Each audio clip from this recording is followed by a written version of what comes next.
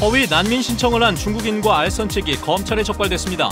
체류 기간을 늘리기 위해 난민법을 악용한 것으로 보입니다. 기준치를 초과한 하수를 방류해 논란이 일었던 보목 하수처리장이 1년이 지난 지금도 하수를 바다로 흘려보내고 있습니다. 최근 2달간 하수처리 기준치를 지킨 날이 하루도 없었습니다. 예산이 없던 도교육청이 지난해 예산을 1,000억 원이나 남긴 것으로 드러났습니다. 주먹구구식 예산 편성이 도의회에서 논란이 됐습니다. 네, 시청자 여러분 안녕하십니까. 뉴스데스크 지혜주입니다. 허위로 난민 신청을 한 중국인 일당이 검찰에 적발됐습니다. 난민 신청을 하면 합법적으로 체류 기간을 늘릴 수 있다는 점을 악용한 것으로 보이는데 우려가 돼왔던 부분이죠. 김항섭 기자의 보도입니다. 중국인 A씨가 무사증으로 제주에 들어온 것은 지난 6월. 2달 뒤 제주국제공항 검색대에서 위조된 주민등록증을 이용해 다른 지역으로 이동하려다 적발됐습니다. 검찰은 수사 과정에서 A씨가 제주에 들어온 뒤 법륜공 신도로 박해를 받고 있다며 허위로 난민 신청을 한 사실을 확인했습니다. A씨에게 위조 신분증을 준 중국인 B씨 등 2명이 수수료로 300만 원을 받은 뒤 허위 난민 신청을 할 수 있도록 도운 겁니다. 이들은 SNS를 통해 난민 신청자를 모아 허위 난민 신청을 하는 방법을 알려줬습니다. 이처럼 허위로 난민 신청을 한 중국인은 모두 11명. 난민 신청을 하면 심사에서 떨어지더라도 행정심판과 소송을 진행하면서 최장 2년 동안 체류할 수 있는 제도를 악용한 겁니다. 무사증으로 해서 여기서 단기간을 하는 것은 좀 뭐하기 때문에 난민 신청하면 난민 신청 기간이 있기 때문에 다른 지역으로 이동했을 경우에는 불법 체류로 갈 가능성도 많이 있겠죠.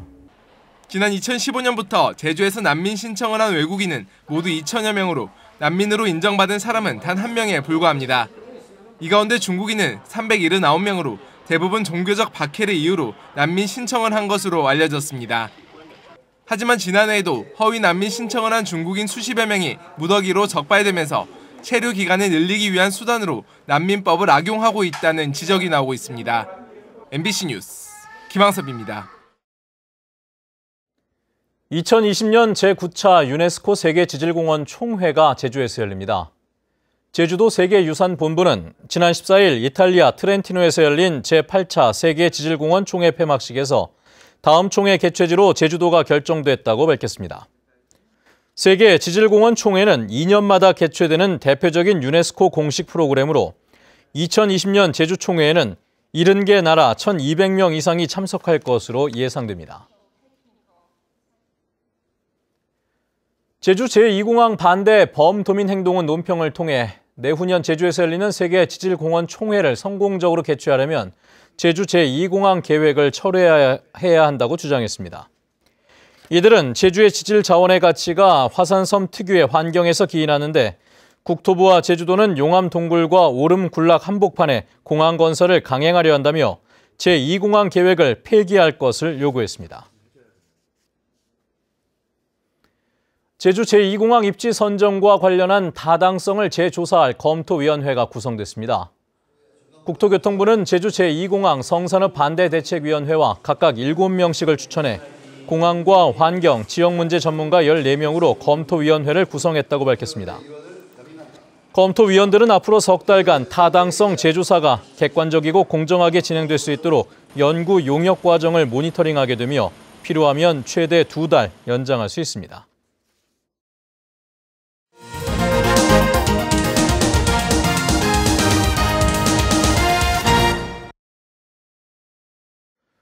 네, 이번 순서는 뉴스가 보도된 후에 문제가 개선됐는지 현장을 다시 확인해보는 뉴스 후 시간입니다. 저희가 지난해 처리되지 않은 하수가 그대로 바다에 흘러들어가는 문제점에 대해서 심층 취재, 보도를 해드린 바가 있었죠. 당시에 제주도는 증설 공사가 이루어지면 문제가 해결된다는 입장이었습니다. 자, 그럼 1년이 지난 지금 과연 하수 처리는 잘 되고 있을까요? 취재진과 함께 다시 점검해 보도록 하죠. 김찬영 기자입니다. 서귀포시 동지역의 하수를 처리하는 보목 하수처리장 앞바다. 방류관이 있는 수심 30m 아래로 들어가 봤습니다. 공장 굴뚝에서 연기가 나오는 것처럼 진한 갈색의 하수가 마구 뿜어져 나옵니다. 다이버가 보이지 않을 만큼 탁하고 걸러지지 않은 부유물들도 뒤섞여 있습니다. 주변 바닥에는 해조류가 모두 사라졌고 바위 표면이 하얗게 변해 바다 사막화로 불리는 갯노금화가 이미 심각한 상태입니다. 해녀들이 작업을 하면은 일단 냄새하고 또 그 안에 부유물이 엄청 쌓여갖고 조금 오리발을 차면은 흙탕물식으로 변해서 시야가 안 보인다 그럽니다. 지금 그런 문제점이 상당히 커요. 그리고 해식물들이 자라질 않아요. 거기 없어요, 아예. 최근 2달 동안 보목 하수처리장으로 들어온 하수량은 하루 평균 17,000톤.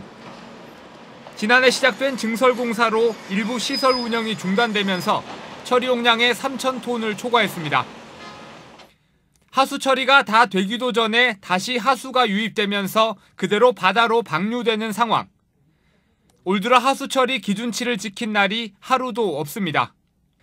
특히 부유물질은 기준치의 40배가 넘는 날도 많아 사실상 하수 처리가 안 되는 거나 마찬가지입니다.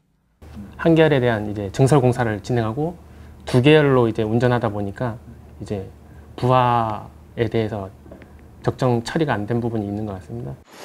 보목 하수처리장의 1단계 증설공사 마무리는 2020년. 인구나 관광객이 갑자기 줄어 유입되는 하수량이 절반 가까이로 줄지 않는 한 기준치를 초과한 하수 방류는 계속될 것으로 보입니다. MBC 뉴스 김찬현입니다. 중도매인 가입 문제로 지난 주말 수산물 경매가 중단됐던 한림수협이 경매를 재개했습니다. 한림수협은 중도매인협의회와 중도매인 신규 등록을 합의함에 따라 오늘부터 경매를 재개하고 참조기와 갈치, 고등어 등 220톤을 위판했다고 밝혔습니다. 수협 측은 조만간 이사회를 소집해 위판거래 약정 위반에 대한 책임 소재도 가릴 예정입니다. 한편 제주도는 경매 중단 사태 등과 관련해 재발 방지책을 요구했습니다.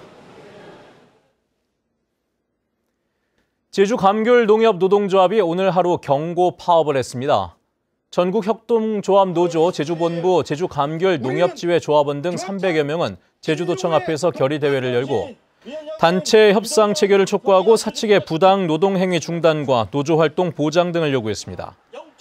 이들은 조합장의 독단 경영과 조합을 사유화하려는 시도를 규탄한다며 내일도 부분 파업을 추진할 방침입니다. 제주도 교육청이 몇 년 전부터 무상교육을 추진하면서 예산이 부족하다며 제주도에 여러 차례 지원을 요청했었는데요. 지난해 예산을 결산을 해보니까 1,000억 원 이상이 남아 올해로 넘겨졌다고 합니다. 이 부분이 의회에서 논란이 됐습니다. 조인호 기자입니다.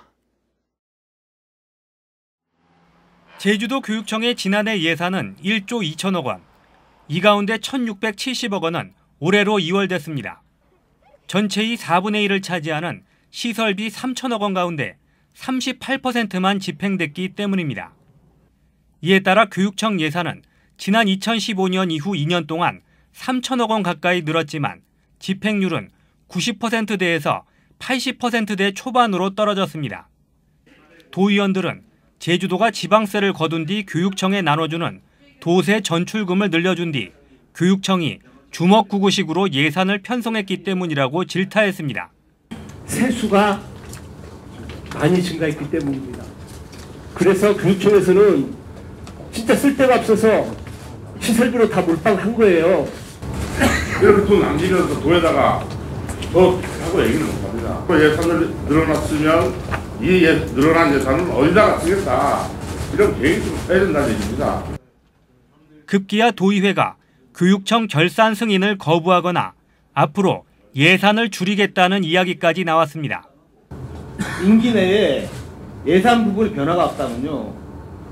법정 현실금 3.6%에서 5% 올린 거 원상복귀시키고 분명히 조례개정하겠습니다. 도세 전출금이 작년 도입됐고 초기라고 생각을 합니다. 그래서 좀 저희 미진하더라도 의원님도 좀 참고 좀 한번 좀 봐주시면 어떨까 제가 부탁을 드리고 싶습니다. 의원들은 예산을 제대로 쓰려면 시설공사를 관리할 교육청 공무원을 늘리거나 특별자치도에 걸맞는 교육과정을 개발하라고 요구했습니다. MBC 뉴스 조인호입니다. 적십자 제주시사는 소외된 주민들과 함께하는 추석맞이 송편 나눔 행사를 마련했습니다. 적십자 직원들과 자원봉사자 등 150명은 추석을 앞두고 예멘 난민 신청자, 북한 이탈 주민 등과 함께 송편을 만들어 소외된 이웃들에게 전달했습니다. 또 차례상을 준비하기 어려운 취약계층과 함께 장을 보며 제수용품과 생필품을 구입하는 추석맞이 차례상 차림 봉사 활동도 진행했습니다. 제11회 제주 해녀 축제가 오는 21일부터 이틀 동안 제주 해녀 박물관에서 열립니다. 올해 처음 해녀의 날이 지정됨에 따라 해녀 항일운동 3명의 흉상 제막식과 함께 해녀 문화 공연, 바르짜비 체험 행사 등도 열립니다. 제주도는 이번 주를 해녀 주간으로 설정해 전국 해녀 교류 행사를 갖고 도내 7곳에서 9개의 공연과 학술대회를 개최합니다. 오늘 아침 6시 반쯤 제주시 애월읍 상괴리 중산간 도로에서 화물차와 승용차가 충돌하면서 승용 차량에 불이 나 차량을 모두 태운 뒤 15분 만에 진화됐습니다. 이 사고로 승용차 운전자 25살 양모 씨가 다쳐 병원으로 옮겨졌는데 경찰은 정확한 사고 경위를 조사하고 있습니다. 서귀포경찰서는 지인들의 휴대폰을 빌린 뒤 수천여만 원의 소액 결제를 한 혐의로 20살 오모 씨를 구속했습니다. 오 씨는 지난 6월부터 3개월 동안 평소에 알고 지내던 지인 15명으로부터 휴대폰을 빌려 허락 없이 3,300만 원의 소액 결제를 한 혐의를 받고 있습니다. 제주지방법원 한정석 판사는 도박장을 연 혐의로 기소된 50살 김모 씨에게 징역 10개월을 선고하고 도박을 한 혐의로 함께 기소된 17명에게는 집행유예와 함께 벌금형을 선고했습니다. 뉴스데스크 제주였습니다. 여러분 고맙습니다.